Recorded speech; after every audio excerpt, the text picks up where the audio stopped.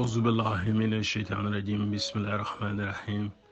الله الحافظ الحكيم المقتدر والجليل الخيوم اللهم صل على محمد وآل محمد وعجل فرجه السلام عليكم ورحمة الله تعالى وبركاته mbokk yi maa ngi leen di nuyu bu baax man El Hadj Moussa Diop fii ci Danemark di leen ziare di leen nuyu di am naqaru xol lool ci nu sunu réew tëddee naxar gi ñoo ko bokk ñun ñëpp ñun sénégalais yi ñoo ko bokk ndax xam nañu lu ñu noté France nam ñu noté jaare ko ci kaw ay gouverneurs yu mu fi teg ñoo xam ne depuis le monde des mondes depuis que Sénégal ñun sénégalais ci wam ñoo jaayante jamono esclavage ñen ñoo collaboré ak tubaab yi di leen jaay jaam yi sénégalais moo daan jaay moroomu sénégalais ñoo ko daan jox tubaab bi ñu jël ñu comme esclave yóbbu ñu loolu l'histoire l'a montré jamono yëpp di dox ba weesu di passé am ay kilifa yoo xam ne kilifa diine la ñu woon mais bañkat la ñu woon patriote la ñu woon je veux nommer Thierno Souleymane Baal je veux nommer Omarul Foutiyou Tall je veux nommer Maba Diakhou Ba je veux nommer Almami Sambori Touré ca Guinée ndax africain la je veux nommer Thierno nu mu tuddati góor ga nekkoon Mouhamadou Lamine Dramé di waliwu yàlla bu mag je veux nommer Chérif Amala ñooñu tubaab yi ñoo leen déporté tubaab yi leen yóbbu au nom de quoi ils refusaient mais ñooñu gën a nekk sénégalais ñooñu gën a nekk ay patriotes non ñooñu bëggoon nañu seen réew nekkuñu woon bëgg leen neexoon ñu toog tey seen kurus di jaamu yàlla not taalibe yi ñu leen di jëndal addiya di leen jox ñuy lekk ñuy na xale yi di waxee di bëri muy dox mais non ils ont dit non ils refusent. Je veux nommer aussi Cheikh Ahmad Bamba un héros 33 ans de privatisation dañ ko privé dëkkam ci léppam résidence surveillée jusqu'à sa mort mais kooku bu ko neexoon mu toog jaamu yàlla ni mag ñi defoon ñenn ñi choisir voie boobu toog di jaamu yàlla te terewul lu mu bëgg mu am ko collaborer wu rek noppi mais dafa bañkat la gis nga bañ ci deret la nekk kon je dis que tous les Sénégalais doivent ñu def repère ci ñooñu ba ci sunu jigéen ya ndate yàlla ba ci sunu jigéen ja Aline Sitoé Diatta ba sunu mag mi fi nekkoon tamit di woon ku baax Mamadou Dia ñun ñoo te très jeune jamono boobu mais ku gisoon Sénégal ni mu ko dirigé woon Mamadou Dia da ngay xam ne kii ku baax la woon am projet bu rafet pour le Sénégal nuñ ko def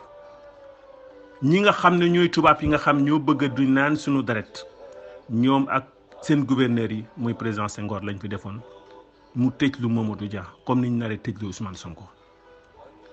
c'est triste billahi c'est triste dafa métti ci xol nga gis sunu génération ni ñu sacrifié keroog ba ñu sacrifié Mamadou Dia la ñu sacrifié dañ koy génne gumba na daanaka ndeysaan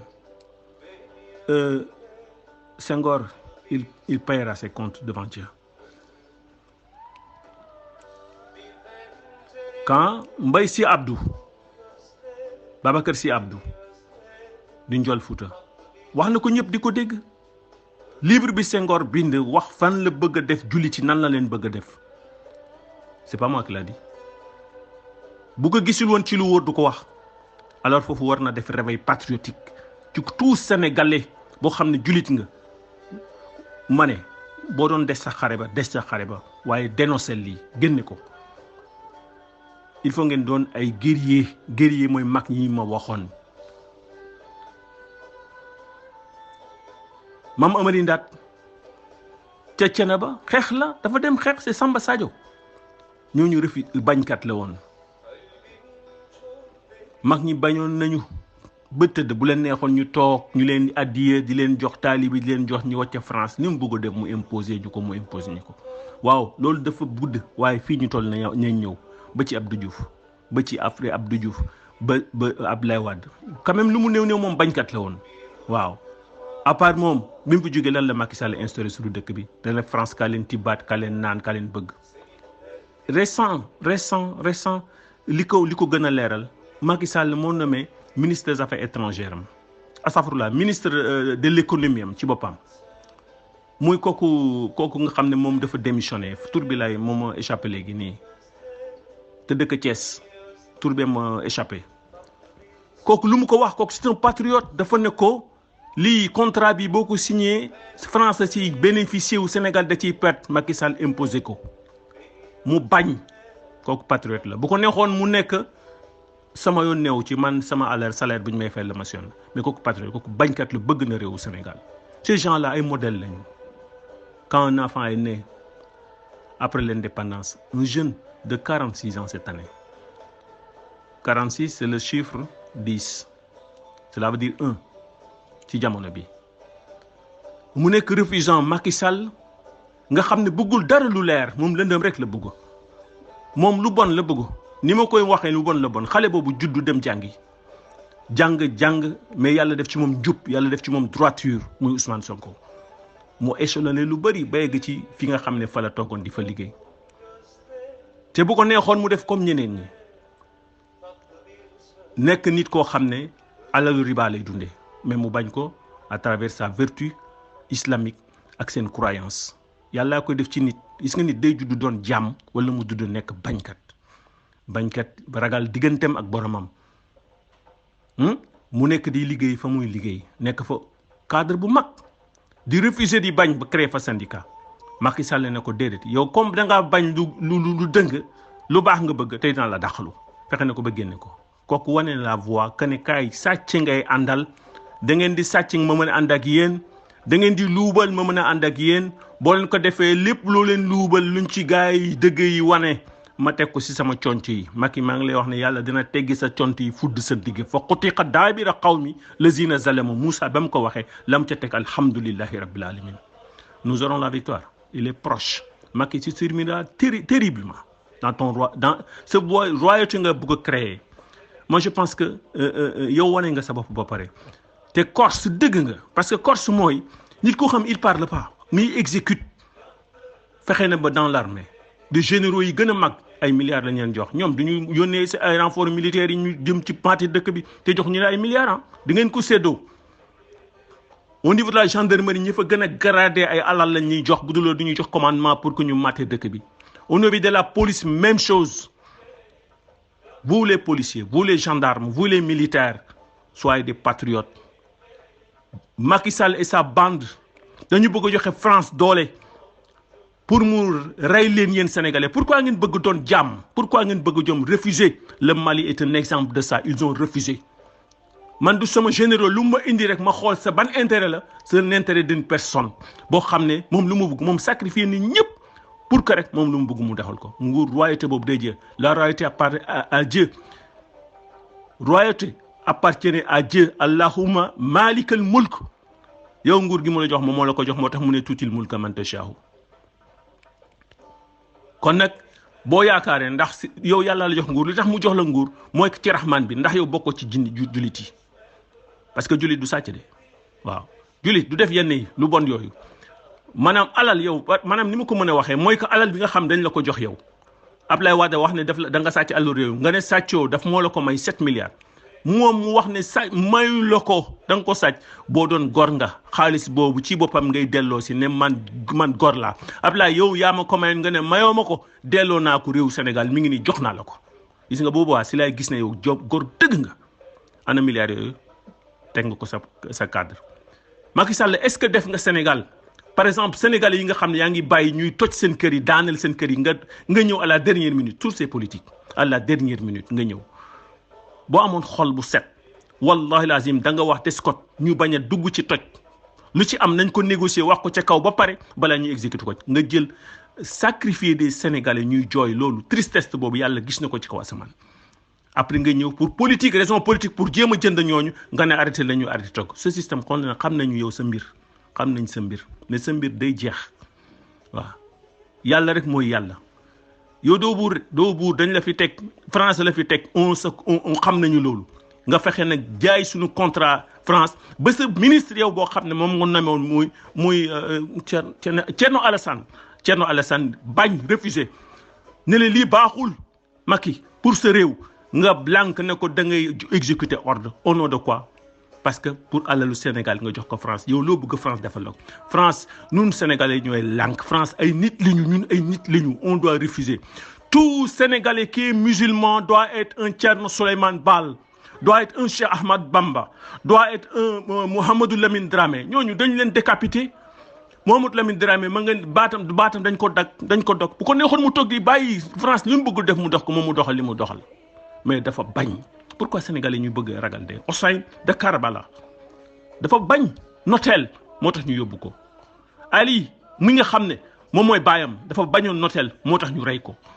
Muhammad Rasulullah dafa bañoon noten moo tax maanaam xare bu ne mu bañ ko gis nga Sénégalais bu dee julit nga da ngay bañ notel sa réew bu la neexee nga cohabiler ak nu mu tuddati kilifa yi nga xam ne ñoo fi nekk di nañ tuddee les soi-disant chefs religieux ñooñ duñ dara ay xalfun lañu ñoom kenn du wax parce que mallette yi ngeen jox xaalis yi ngeen jox moo tax duñu wax il y avait que Abdou Aziz Sy qui parlait au nom du peuple sénégalais moom bañul lu ma ne na ko état bi bañ mais dafay wax dëgg ngir yàlla kon nag il est temps que nous Sénégalais ñu ñëpp ñu jug ànd ci xeex bii mooy xeex ban buñ dem yàq dara mais nañu refuser bu ñu indilee yàq nag en ce moment ñu riposter par yàq j'appelle à tous les militaires yi nga xam ne ñoom seen xol ay patriotes lañu ñoom bëgguñu injustice ñu xam lii nañ ko doxalee ak xel bu ay nit jël leen rek jox leen ay armes dem leen ngeen maati seen réew ngeen maati seen l'histoire yétenda vous serez responsable de cela la gendarmerie pareil seen kaw les généraux ñooy dund yéen dund leen seen salaire baaxul on vous sacrifie pourquoi ngeen nangu dominance boobu au nom des gens au nom de quoi boo xoolee autour de tout c'est de la France vous êtes des Français vous les généraux les chefs d'État les chefs d'État du Sénégalais yi fi jaar yëpp ak ñi nga xam ne généraux yi nga xam ne ñoo nekk ci armée beeg police beeg gendarmerie est-ce que yéen ay français ngeen dafa mel ni yéen ay français ngeen de couleur noire mais vous êtes de nu mu tuddati ci xalaat ay français ngeen da ngeen bëgg ñu nos seen réew Macky Sall li muy def yéen ko gën a xam ne baaxul mais dafa am ñu mu jënd ci yéen moo tax muy def Macky Sall mënul xeex Sénégal mais yéenay xeex Sénégal les juges ñi ñuy jënd ñoom ñi nga xam dañ fi nekk pas pour réew mi mais dañ fi nekk pour Macky Sall ma ne combattez leen man j'appelle à tous les mystiques tous les Sénégalais qui ont la piété nañ def des prières ay aar daara yi wax ay Ndeye Saly Dieng nañ ko bàyyi le cible c'est Macky Sall Ndeye Saly Dieng n'est pas président de la République c'est pas lui qui déroule son programme ci li mu sant Ndeye Saly Dieng moo ko fa teg na ko liggéey lii bu leen détourner gis nga nit bul ragal booy dee benn dee la wax ko waajooju sant oustaz xaw ma leen Sarr na wax ne Macky Sall la ñuy xeex ndax moo ñuy xeex pas Ndeye Saly Dieng dañ ko fa teg bëgg subaa Macky Sall jël fa teg fa keneen bàyyi leen wax ji ngeen wax te nga xam du dëgg c'est pas Ndeye Saly Dieng bu leen ragal il faut dire li gars yi leen di xeex xam ngeen ko pourquoi ngeen koy bàyyi xeex leen ko na dog yi tàmbali na dog yi dal ci kawam moom ak gouvernement am Ousmane Sonko bu leen bàyyi ñu sacrifier ko comme ni ñu sacrifier Mamadou Dia ñun am nañu retard suñu réew c'est parce que Mamadou Dia dañ ko sacrifier moo tax ñun suñu génération tardé nañu yéen génération bi des fii xale yi mag ñi nañ leen dimbali ci kaw ay ñaan xale yi li ngeen war a def xam ngeen ko mais Ousmane Sonko bu leen ko bàyyi ñu sacrifier ko que les chefs religieux yi nga xam dañoo toog nag ñoom chef tariqa duñ chef ils sont pas des chefs religieux sont des chefs tariqa waaw ñooñu dañ leen jënd kenn du wax sëñ Mountakha fële ma nga nële na jóg wax na am dimension sëñ Abdoul Ahad nekk gaynde wax parce que xam na ne fii fi ñu jëm too leen bàyyi ba ñu jël waa ji sànq ko ngeen saxaw naan nañu dimbali réew mi nañ def sàngam kan nekk laayan même chose moom xëy na gaa mënut a wax waaye am na ñu ko mën a waxal nañu wax pour réew mi ne Macky li nga bëgg a def xam nañ ko li lu di yoon déedéet duñ ko def naka Mbaye Sy Malick Mbaye Sy Mansour na ko def mais man je ne pense pas que Mbaye Sy Mansour def ko ndax il est moom fan si Youssou Ndour la waaw dabe borom dabe ne moom la gëm ku gëm loolu gëm ay ñaar ak 20 mandats yooyu yow yaa koy wax yow doo wax ci loolu bàyyi leen wax na ngeen wax ci kaw maam Abdou daan wax ci kaw Alaaji Malick daf fi nekkoon doon xeex Serigne Bamba daf fi nekkoon doon xeex Limaamu daf fi nekkoon doon xeex ñoom ñëpp tubaab bi indi na leen ay jafe-jafe ah waaye yéen yi leen doon lan ngeen bëgg a doon associé ak nguur wacc réew mi ñu bëgg a sacrifier ay sénégalais nga ne en sacrifiant Ousmane Sonko c'est sacrifier tout le Sénégal de l'avenir des Sénégalais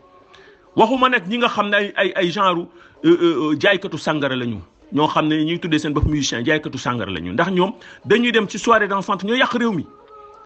bu ñu def sa góor ak jigéen ña fay daje nañ fay daje mooy lan jaay sàngara fo mooy yàlla loolu lañ fa nekkee ñooñu ngeen jël référence duñu dara duñu tous Youssou Ndour du dara c'est un maanaam koo xam ne il cherche que son intérêt nous sommes nés à la Médina nëbbuwuñu de déedéet nous sommes nés à la Médine nous le connaissons nous sommes du même âge il est de 59 je suis de 59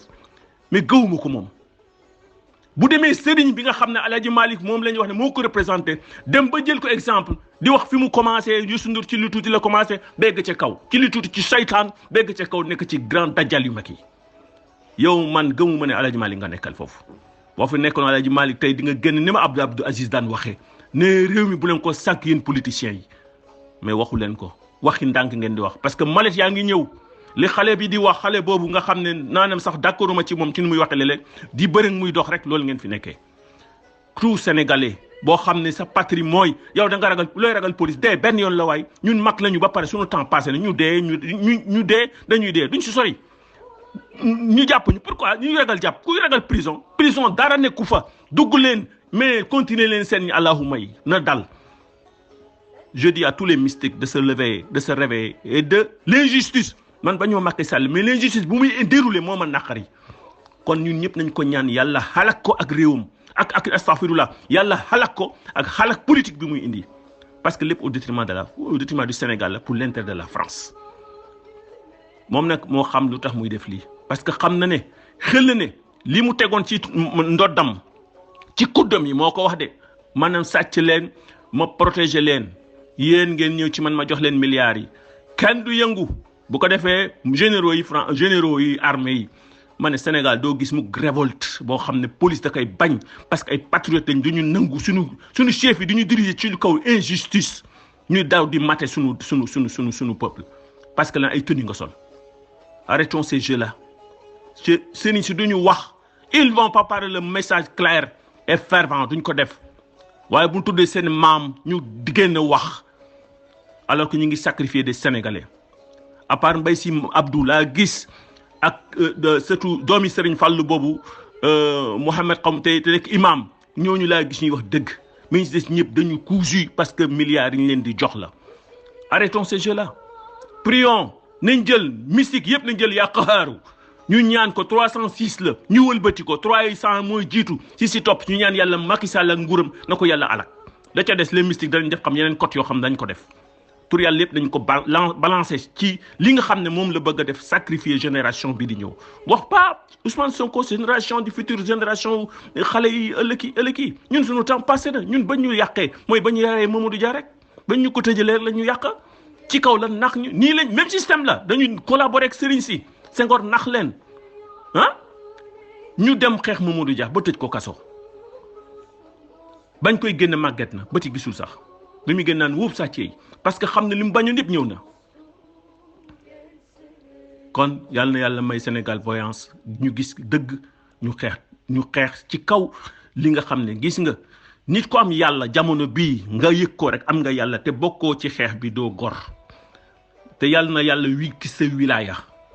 man loolu laa lay ñaan yàlla na yàlla def jàmm Sénégal jàmm bi nag mooy ñu wàcc liberté nit ñi ñu nekk ci li nga xam moom la ñu war a nekk mais sacrifier ay Sénégalais au nom de quoi xale boobu ñuy wax ne sàcc fenkat la waaw yéen a jeu tous ces jeux là yéen a ko def depuis longtemps Sénégalais bu leen bañ leen lii mais j'appelle que tous les Sénégalais ñi am borom daara waa aar daara wax naa leen seen cible du ay Ndeye Saly Diop xaw ma leen Dieng non Matar Sarr sa cible yi ngay wax bàyyi Ndeye Saly Diop Dieng Macky Sall moo ko fa teg pourquoi ngay retourner wu contre fais face soyez juste soyez véridique garab gaa ngi nii moo fi ne ngay wul garab gi di dem ca xob ya waxuloo dëgg da ngeen di wax dëgg gi Macky Sall la xeex leen ko ñaan leen na dal ci kawam ak ñi mu àndal la képp ku mu àndal muy assemblée bañ fa def ñi nga xam ne pour ñoom ñooy jaam ya ñooy jaam ya laa wax ñi ca nekk gor bariwul ñooñu ñooy jaam ya mooy suñu jamono esclavagisme ñoom seen maam yi ñoo doon jàpp suñu maam yi di ko jaay tubaab bi ñooñu la seen deret gis nga deret day toppee loolu moo fi nekk ak mbëri ak ñi nga xam ne ñoom seen mbir yëpp moom lëndëm la moom ca làmba ja ñoom chaque fois ñu génn seen koo wax dañ leen di jaay ñoom jaaykat bi ñoom deret rek ñoom xaalis rek jeex na bu ko defee ñu jaay seen ngor xooluñu lii l'intérêt seen peuple xooluñu man amuñu benn ngor ndax ci ñoom ñëpp xërëm la ñu gëm mooy waa jooju xërëm moomu xërëm mbeng xam ngeen ko ki may wax xam ngeen ko yéen ko xam soxla ma leen koy wax mi ngi seen ko chaque fois bu Macky Sall dafay chargé mi mooy dem naan da koy jëm defaan yow ba doo intellectuel doo dara yow li nga gëm xërëm la ay jaay ay sëriñ su xërëm rek nga gëmoo dara ñu jox la xaalis ak les soi-disant musiciens yi nga xamee ne seen làmmiñ yëpp ñoom géwél lañu benn siiwuñu nekkuñu dara lu dul nekk nit ñoo xamee ne ay altoppe lañu nañu am weccit bu ñuy jox rek bu ko defee ñu tagg Macky Sall dressé wu ci li nga xam ne mooy l'intérêt de la nation xeex leen xeex bu set waaw xeex leen ci kaw turu yàlla yi loolu rek laa leen ñaan jeex na jël leen qaxaaru jamono bi du jamono ay latif ak ay tabatiya daal non jël leen qaxaaru moom mooy coow bi daaj leen ko 300 teg ci 6 ñaan yàlla nguuru shaytaan bi bëgg a yàq Sénégal yal na yàlla alak ko jeex na ñi ci des ponkal yi ak xam nañu lumière yi ñuy def dama ko dévoiler il est le temps qu'à partir d'aujourd'hui ñu commencé ci loolu ñu jëmee ko nag 6 mois ñoom 6 mois lañ def bu tëddi seen plan ay année ñun nañ jël 6 mois di ñaan. kon maa ngi gërëm réewu Sénégal di leen ñaanal jàmm ci barke yonent bi sallallahu alayhi wa sallam yàlla na yàlla def Sénégal jàmm bi ñu bëgg mooy jàmmu dëgg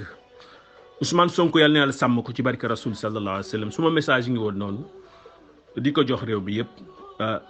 nit nag dañuy wax ne en bon entendeur salut baax na salaamaaleykum wa rahmatullah